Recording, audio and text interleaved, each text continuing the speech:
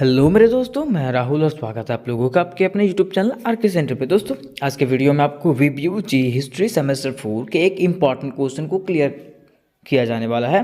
Question आपका इस प्रकार से रहेगा दोस्तों कि मराठों के पतन के क्या कारण थे। क्वेश्चन क्या रहेगा कि मराठाओं के पतन के क्या कारण थे, क्या कारण हुआ कि मराठाओं का क्या हुआ, पतन हुआ। ठीक है, तो चलिए हम लोग जानते हैं ये क्वेश्चन को एकदम इजी सा लैंग्वेज में इसको डील करने का प्रयास करते हैं। और मैं उम्मीद करता हूँ कि ये कहानी बताने के बाद आपको मैं कहानी के जैसा समझाऊंगा इसको, और कहानी बताने के बाद आपको ये समझ में आ जाएगा। ठीक है, तो चलिए हम लोग इसके कहानी को जानते हैं थोड़ा सा कि क्या हुआ था इसके बीच में, कैसे इसका पतन हो गया। तो देखिए अगर बात करें हम लोग मराठाओं की, ठीक है, तो मराठाओं का जो शक्ति था, ठीक है, इसका जो साम्राज्य था ना, एक विशाल साम्राज्य था। ठीक है, ये शक्ति के मामले में सबसे क्या थे, ताकतवर थे। कौन? मराठाओं। ठीक है, और यही शक्तियों के कारण, यही विशाल साम्राज्य के कारण इनके पास घमंड बहुत ज़्यादा था। ठीक है, ये कहीं दूसरों से जो है, दूसरे राज्यों से, दूसरे राजाओं से कभी भी संबंध बनाना नहीं चाहते थे। ठीक है, वो मित्रता संबंध भी रखना नहीं चाहते थे। इन्होंने क्या किया, जब तक बताया जाता है कि जब तक यहाँ पे शिवाजी के नेतृत्व में ये कार्य किए, तब तक भारत जो है, इसका जो विशाल साम्राज्य जो है वो चला। ठीक है, लेकिन जैसे ही शिवाजी का मृत्यु हुआ और 17वीं शताब्दी का जो है ना स्टार्ट हुआ, ठीक है, वैसे क्या हुआ कि यहाँ के जो सम्राट थे, मुगल सम्राट के जो मराठाओं के जो सम्राट थे, उन्होंने क्या चाहा कि मुगल साम्राज्य का हम अंत करके क्या करें, मराठाओं का जो है ना एक अलग से साम्राज्य बना ले, एक विशाल साम्राज्य का निर्माण करें। ठीक है, और इसी में क्या हुआ, इन लोगों का करारा हार हुआ। ठीक है, अब देखिए यहाँ तक उन लोग कोई दिक्कत नहीं हुआ। ठीक है, यहाँ तक करारा हार हुआ, यहाँ तक ये लोग समझ गए कि ठीक है कोई दिक्कत नहीं होगा। ठीक है, अब इसके बाद इन लोगों ने क्या किया, फिर से अपने आप को मजबूत बनाया। मजबूत बनाने के बाद क्या किया कि फिर से ये अंग्रेजों के खिलाफ जो है ना युद्ध का नीति अपनाने लगे कि कैसे हम लोग अंग्रेज को यहाँ पे आने से रोक सकते थे। ठीक है, लेकिन हुआ क्या कि यही नीति जो है ना इन लोगों पे ही भारी पड़ गया। क्यों? क्योंकि जैसा कि हम लोग सब जानते थे कि मराठा जो था ना, मराठा साम्राज्य जो था एक विशाल साम्राज्य था। ठीक है, तो यहाँ पे जितने भी शासक थे आपस में क्या होने लगे, लड़ने झगड़ने लगे। यहाँ पे एकता का कमी था। ठीक है, प्रशासन का कमी था, यहाँ पे प्रशासन का व्यवस्था सही ढंग से नहीं था। अब यही कारण रहा कि यहाँ का धीरे धीरे क्या होने लगा, पतन होने लगा। मराठा साम्राज्य का जो है धीरे धीरे पतन होने लगा। ठीक है, ये आपका शॉर्ट स्टोरी था, शॉर्ट के जैसे मैं आपको बता दिया। ठीक है, अब चलिए हम लोग इसको लॉन्ग तरीके से डील करते हैं और अच्छे से इसको हम लोग क्या करते हैं, पॉइंट बाय पॉइंट हम लोग जानने का प्रयास करते हैं। ठीक है, तो चलिए सबसे पहले हम लोग इसको क्या करते हैं, डील करते हैं। ठीक है, और एकदम इजी सा लैंग्वेज में इसको हम लोग क्या करेंगे, पूरा डील करने वाले हैं। देखिए अगर आपको आंसर लिखना है वहाँ पे, ठीक है, तो आंसर लिखने से पहले आपको क्या लिखना पड़ेगा वहाँ पे, पृष्ठभूमि। ठीक है, कि यह युद्ध कैसे कैसे हुआ, शॉर्ट स्टोरी की जैसा। ठीक है, जैसा मैंने आपको समझाया उस तरह से। देखिए बताया जाता है कि शिवाजी के नेतृत्व में मराठों ने भारत में एक विशाल साम्राज्य का निर्माण कर लिया था। जब तक शिवाजी का नेतृत्व रहा तब तक मराठाओं ने क्या किया, भारत में एक विशाल साम्राज्य का निर्माण किया था। ठीक है, देश के अन्य राजाओं में इनका खौफ था, और देश के जितने भी राजा थे ना, उन लोगों में जो ना शिवाजी का खौफ था। ठीक है, कि कहीं से भी लोग क्या कर सकते हैं, हम पे आक्रमण कर सकते हैं। लेकिन शिवाजी के मृत्यु के बाद मराठा साम्राज्य पतन होते चला गया। हुआ क्या, जैसे ही शिवाजी की मृत्यु हुई, ठीक है, कैसा, जैसे ही शिवाजी का मृत्यु हुआ, मराठा साम्राज्य जो है ना धीरे धीरे पतन की ओर चलता गया। ठीक है, अब कैसे पतन की ओर चलता गया, तो हुआ यूं कि 17वीं शताब्दी के अंतिम चरण तक, ठीक है, क्या हुआ था, मराठाओं ने भारतीय राजनीति में महत्वपूर्ण भूमिका निभाई था। ठीक है, 17वीं शताब्दी तक जो है ना भारतीयों ने क्या किया, मराठाओं ने भारतीय राजनीति में महत्वपूर्ण भूमिका निभाया था। उन लोगों ने ऐसा चाहा ना कि मुगलों को हरा करके वहाँ हिंदू शासन स्थापना करने की चेष्टा किया। उन्होंने क्या चाहा कि वहाँ से क्या करें, मुगल साम्राज्य का जो है ना पूरा अंत कर दें। ठीक है, वहाँ पे नामो निशान नहीं रहने दें मुगल साम्राज्य का, और वहाँ पे जो मुस्लिम शासक को हटा करके यहाँ पे हिंदू शासक क्या करें, स्थापना करें। ठीक है, परंतु पानीपत के तृतीय युद्ध में उनकी करारी हार होने के कारण उनके स्वप्न टूट गए। ठीक है, लेकिन हुआ क्या कि जैसे वो मुगल साम्राज्य का सफाया करना चाहे तो वहीं पे जो है ना एक युद्ध हो गया। युद्ध कौन सा हो गया, तो पानीपत का तृतीय युद्ध। ठीक है, और पानीपत के तृतीय युद्ध में जो है ना इन लोगों का करारी हार हो गया। किन लोगों का, मराठाओं का जो है ना हार हो गया। ठीक है, लेकिन ये हार के बाद भी इन लोगों को फर्क नहीं पड़ा। ये हार के बाद भी कोई फर्क नहीं पड़ा, ठीक है। उन लोगों ने क्या किया, पुनः अपने आप को संगठित करके अंग्रेजी साम्राज्य के विस्तार को रोकने का प्रयास किया, लेकिन इस प्रयास में वे असफल रहे, ठीक है। उसके बाद क्या किया, उन लोगों को पूरा पुनः जो है ना क्या किए, अपने आप को संगठित किए, संगठित करके जो है अंग्रेजी सैनिकों को भारत में आने से रोकने का प्रयास करने लगे, ठीक है। और वे जो है ये प्रयास में भी असफल रहे, ठीक है। यहाँ तक हम लोग को पृष्ठभूमि लिख देना है। अब क्वेश्चन था हम लोग का कि मराठाओं के पतन के कारण, कि मराठाओं के पतन के क्या कारण थे वो हम लोगों को जानना है, ठीक है। तो देखिए, भारत की यह महान शक्ति जिसने एक समय संपूर्ण भारत को अपने पैरों तले रौंद दिया था, अंग्रेजों के एक ही प्रहार से लड़खड़ा गई, ठीक है। अगर बात करें मराठा साम्राज्य का, ठीक है, तो यह जो था भारत का एक महान शक्ति था जिसने अपने समय में क्या किया था, संपूर्ण भारत को अपने पैरों तले रौंद दिया था, ठीक है। मतलब यहाँ पे इसके सामने किसी का टिकता नहीं था, ठीक है। लेकिन क्या हुआ कि अंग्रेजों के एक ही प्रहार से ये इसकी जो सत्ता है वो क्या हो गई, लड़खड़ा गई, और तृतीय मराठा युद्ध से शक्तिशाली मराठा संघ जो है ना बिखर गया, ठीक है। लेकिन हुआ, और बाद में क्या हुआ कि तृतीय मराठा युद्ध जो हुआ उससे शक्तिशाली मराठा संघ जो था ना वो क्या हो गया, बिखर के तिलबिला गया, ठीक है। और उन्होंने अंग्रेजों के अधीनता स्वीकार कर लिया, उन्होंने क्या किया, अंग्रेजों के अधीनता स्वीकार कर लिया कि हाँ अब हम लोग आपके अधीन कार्य करेंगे, ठीक है। जैसा आप बोलेंगे उस तरह से हम लोग क्या करेंगे, कार्य करेंगे, ठीक है। तो यहाँ पे जो है इस प्रकार से मराठा का क्या हो गया, पतन हो गया, ठीक है। यहाँ पे देखिए बताया गया है कि मराठाओं के पतन के निम्नलिखित कारण थे, और मराठाओं के पतन का जो था ना निम्नलिखित कारण था जो नीचे आपका दिया गया, ठीक है। तो चलिए हम लोग उसको भी जानते हैं। तो देखिए, अगर हम लोग बात करें मराठाओं के पतन के पहले कारण का, ठीक है, तो मराठाओं के पतन के पहले कारण जो था ना संगठन का अभाव। संगठन का अभाव कहने का मतलब है कि मराठाओं में जो है ना, मराठा साम्राज्य में जो है ना संगठन का अभाव था। मतलब वहाँ पे जितने भी शासक थे, ठीक है, जितने भी शासक हुए उन लोगों में जो था ना क्या था, एकता नहीं था, है ना, एकता नहीं था। वही कारण हुआ कि वो लोग आपस में ही लड़ते रहे, और दूसरे साम्राज्य के जो राजा रहे, ठीक है, वो लोग इसके ऊपर क्या कर दिए, नजर बना के रखे और इस पर आक्रमण कर दिया, और इनका पतन हो गया, ठीक है। बताया जाता है कि मराठा का एक विशाल साम्राज्य होने के बावजूद उसकी सबसे बड़ी कमजोरी यह थी कि वे संगठित नहीं थे। मराठा का एक विशाल साम्राज्य होने के बावजूद उनका सबसे बड़ा कमजोरी क्या था कि वे संगठित नहीं थे। मराठा संघ के सदस्य आपस में सहयोग करने के स्थान पर आपस में ही संघर्ष करने लगे। अगर आपस में एकजुट होकर के काम करते तो इतनी बड़ी शक्ति का निर्माण कर सकते थे जिसके द्वारा वे बड़े बड़े शत्रु का आसानी से विनाश कर सकते थे। मतलब बताया गया है कि अगर वे लोग एक दूसरे से लड़ झगड़ के ना एक दूसरे से ना लड़े झगड़े और आपस में मिल करके कार्य करें ना, तो इतनी बड़ी शक्ति का निर्माण कर सकते थे वो लोग कि बड़े से बड़े शत्रु को आसानी से क्या कर दे, वो लोग हरा दे। लेकिन वो लोग ऐसा किए नहीं, वो लोग हमेशा एक दूसरे के प्रति लड़ते रहे। बताया जाता है कि लेकिन उन्होंने इस शक्ति को आपस में लड़कर ही नष्ट कर दिया। लेकिन उन्होंने क्या किया, इस शक्ति को जो है ना आपस में ही लड़कर ही क्या कर दिया, नष्ट कर दिया, मतलब समाप्त कर दिया। मतलब ये जो शक्ति बनने वाला था वो शक्ति को हमेशा हमेशा के लिए क्या कर दिया, खत्म कर दिया, ठीक है। बताया जाता है कि सिंधिया और होलकर ने अंतिम पेशवा बाजीराव द्वितीय पर अपना प्रभाव स्थापित करने के उद्देश्य से आपस में ही लड़ गए, ठीक है। मतलब बताया जाता है कि सिंधिया और जो होलकर जो थे उन्होंने क्या किया, अंतिम पेशवा बाजीराव द्वितीय पर अपना प्रभाव स्थापित करने के लिए उद्देश्य से क्या हुआ, आपस में ही लड़ गए, ठीक है, जिसके कारण इन लोगों का संबंध जो है ना वो खराब हो गया। अब क्या हुआ कि उनकी इसी आपसी संघर्ष में अंग्रेजों को मराठा राजनीति में हस्तक्षेप करने का अवसर दिया, ठीक है। और जब ऐसे ही इन दोनों में क्या हुआ, हस्तक्षेप हो गया ना, तब वहाँ पे जो ना अंग्रेजों को ये मौका मिला कि हम क्या कर सकते हैं, इन पे आक्रमण कर सकते हैं, और इनके मतलब इनको भड़काना चालू किया। वो अंग्रेज जो है इनको भड़काना चालू किया, ठीक है। और उनको पता चल गया था कि अब अगर हम युद्ध करेंगे तो वे लोग जो है इनका साथ देंगे नहीं, और इसी कारण से अंग्रेजों ने क्या किया, इन लोगों पर आक्रमण कर दिया, ठीक है। बताया जाता है कि इसी आपसी ईर्ष्या और मतभेद के कारण सिंधिया और भोसले के आमंत्रण पर भी होलकर ने द्वितीय मराठा युद्ध में मराठों का साथ नहीं दिया, ठीक है।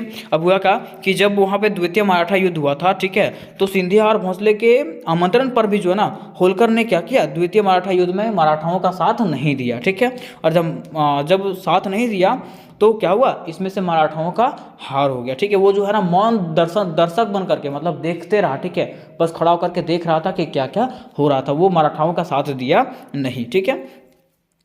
इसका नतीजा जो है ना होलकर को जो है ना अगले वर्ष तुरंत भुगतना पड़ा, ठीक है, क्योंकि जब वो अगले वर्ष उनसे युद्ध हुआ, ठीक है, होलकर से युद्ध हुआ, तो दूसरे मराठा जो थे वो भी क्या हुए, जैसे वो देख रहा था वैसे ये भी तमाशा देख रहा था, उन लोगों ने भी इसका साथ नहीं दिया। मतलब दोनों की तरफ से बेवकूफ़ी हुआ, ठीक है, जब इसका युद्ध हुआ तो वो साथ नहीं दिया, जब उसका युद्ध हुआ तो ये साथ नहीं दिया, और इसी प्रकार से जो है मराठा साम्राज्य आपस में टूटता चला गया, ठीक है।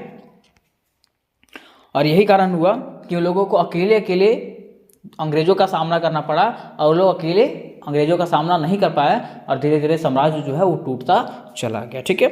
आगे देखिए, दूसरा कारण की बात करें तो केंद्रीय सत्ता का अभाव।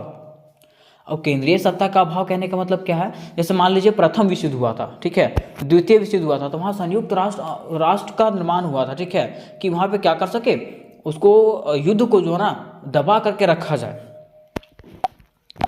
ताकि संयुक्त राष्ट्र संघ क्या कर सके, इन लोगों पे दबाव बना कर रखे और फिर से दोबारा युद्ध होने ना दे, ठीक है। लेकिन यहाँ पे जो था ना वैसा कोई संस्था नहीं था जो क्या कर सके, यहाँ के शासकों को एकजुट करके रख सके मराठाओं के, क्योंकि मराठा साम्राज्य जो था बहुत बड़ा था, ठीक है, तो इसको चलाने के लिए अनेक अलग अलग तरह के क्या थे, शासक थे, ठीक है, तो इन लोगों को एकजुट करने के लिए ऐसा कोई यहाँ पे संस्था ही नहीं था, ठीक है, जिसके कारण क्या हुए, ये लोग आपस में ही लड़ पड़े, ठीक है। बताया जाता है कि मराठाओं के पास कोई भी केंद्रीय शक्ति नहीं था, इन लोगों के पास कोई केंद्रीय शक्ति नहीं था जिसके अधीन रह करके सभी मराठा सरदार एकजुट होकर के मराठाओं के कल्याण के लिए पारस्परिक सहयोग के साथ कार्य कर सके। मतलब इन लोगों के पास ऐसा कोई नीति ही नहीं था, ठीक है, ऐसा कोई सत्ता ही नहीं था जिसमें एकजुट होकर के उन लोग क्या कर सके, मराठाओं के कल्याण का पारस्परिक सहयोग करके कार्य कर सके, ठीक है। मतलब एक साथ मिल करके कार्य करने का ऐसा कोई उन लोगों का नीति ही नहीं था।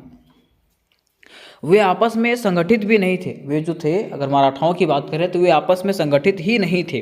केंद्रीय शक्ति का यह अभाव मराठाओं को बहुत महंगा पड़ा, और यह जो था ना केंद्रीय शक्ति का जब यह अभाव हुआ इन लोगों के बीच में, तो यह जो अभाव था ना वो मराठाओं को बहुत महंगा पड़ा, और मराठाओं के पतन का यही सबसे बड़ा कारण बना, क्योंकि उन लोगों के बीच में क्या था, एकता का अभाव था, और यही एकता का अभाव जो है ना क्या हुआ, दूसरों को जो है ना इस पर युद्ध करने का चेष्टा दिया, ठीक है, इच्छा जताया, ठीक है, और अंग्रेज क्या किए, इस पे युद्ध कर दिए, ठीक है, इस पे आक्रमण कर दिए, और इन लोग हार गए, बस देखते रह गए, कुछ भी कर नहीं पाए, ठीक है। ये इसका दूसरा कारण खत्म हुआ।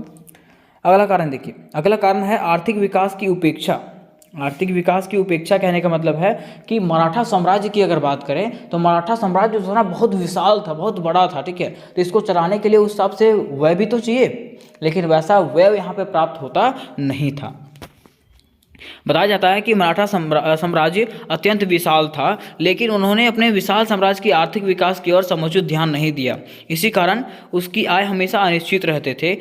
इसका बहुत ही बुरा परिणाम हुआ, ठीक है। अगर बात करें यह साम्राज्य का, ठीक है, मराठा साम्राज्य का, तो ये बहुत बड़ा था, है ना, और इसको चलाने के लिए उस हिसाब से आर्थिक व्यय भी तो चाहिए, और यहाँ पे कभी विकास नहीं हुआ था, और जब विकास नहीं हुआ तो इसका विकास करने के लिए व्यय चाहिए, ठीक है। कोई भी साम्राज्य है उसको चलाने के लिए क्या चाहिए, आपको पैसा चाहिए, लेकिन यहाँ का जो पैसा है ना, यहाँ पे पैसा आता ही नहीं था, और जब पैसा नहीं आता था तो यहाँ पे जो है ना इसका परिणाम जो है ना बहुत बुरा हुआ, ठीक है। वह हमेशा पैसा की कमी से कमी महसूस करते थे, ठीक है। वे अगर बात करें वहाँ का साम्राज्य का, सम्राट का, ठीक है, तो वो हमेशा यहाँ पे पैसा की कमी महसूस करते थे, ठीक है। और जब भी यहाँ पे पैसा का कमी हुआ तो वो लोग मजबूरन क्या किए, लूटपाट करना चालू कर दिए, दूसरे राज्यों में जाकर के लूटपाट करने का प्रयत्न किया, और लूटपाट करके ही यहाँ पे क्षतिपूर्ति किए थे, ठीक है। इसके बाद मराठाओं के लिए लूटपाट करना एक आम सी बात हो गई थी। इसके बाद क्या हुआ कि मराठों के लिए जो है ना लूटपाट करना, मतलब दूसरे राज्यों में जाकर के, दूसरे देशों में जाकर के लूटपाट करना क्या था, आसान बात हो गया था। कभी भी जाते थे उन लोग लूटपाट करके आ जाते थे। लेकिन ऐसे विशाल साम्राज्य को चलाने के लिए लूटपाट से प्राप्त की गई धन पर्याप्त नहीं थी। अगर बात करें लूटपाट से किया हुआ जो धन था वो इस साम्राज्य को चलाने के लिए क्या था, पर्याप्त नहीं था, क्योंकि ये साम्राज्य क्या था, बहुत बड़ा था। अतः क्या हुआ कि मराठा साम्राज्य की आर्थिक स्थिति दृढ़ ना होने के कारण उनकी राजनीतिक लंबे समय तक नहीं चल सकी। अंततः धन की कमी के कारण वे पतन की ओर अग्रसर होते गए, ठीक है। और यही जो धन का कमी था, मतलब पैसा का जो कमी था, यही क्या हुआ, मराठा साम्राज्य का पतन की ओर धीरे धीरे चलता गया, ठीक है। आगे देखिए पॉइंट नंबर 4 कि मराठा साम्राज्य के पतन का कारण जो है, पॉइंट नंबर 4 में आपका दोषपूर्ण सैन्य संगठन। दोषपूर्ण सैन्य संगठन कहने का मतलब है कि यहाँ पे सैन्य संगठन की अगर बात करें तो यहाँ पे सैन्य संगठन नहीं था, कि जिस प्रकार से हम क्या कर सके, युद्ध में भाग ले सके। मान लीजिए आपको अगर युद्ध करना है तो उसको पहले क्या करना पड़ेगा, सिखाना पड़ेगा सैनिकों को, युद्ध नीति अपनाना पड़ेगा। तो वैसा यहाँ पे कोई नीति ही नहीं था, संगठन ही नहीं था, है ना। बताया जाता है कि मराठाओं की सैन्य संगठन भी काफ़ी दोषपूर्ण था। वे केवल गोरिल्ला युद्ध करने में निपुण थे। वे बस, अगर यहाँ के ये सैनिकों की बात करें तो वे बस गोरिल्ला युद्ध जानते थे, ठीक है। और उसके अलावे अगर बात करें कि खुले मैदान में युद्ध करना, ठीक है, तो वे लोग जो है ना खुले मैदान में युद्ध करना नहीं जानते थे, ठीक है। और जब खुले मैदान में युद्ध नहीं करना जानते थे तो उन लोगों को यहाँ जो है ना अंग्रेजों से खुले मैदान में युद्ध करना पड़ा, जिसके कारण हमेशा इन लोगों को क्या हुआ, हार का ही सामना करना पड़ा, ठीक है। आगे पॉइंट नंबर 5 की बात करें। पॉइंट नंबर 5 में क्या लिखा हुआ है, देशी शक्तियों से शत्रुता।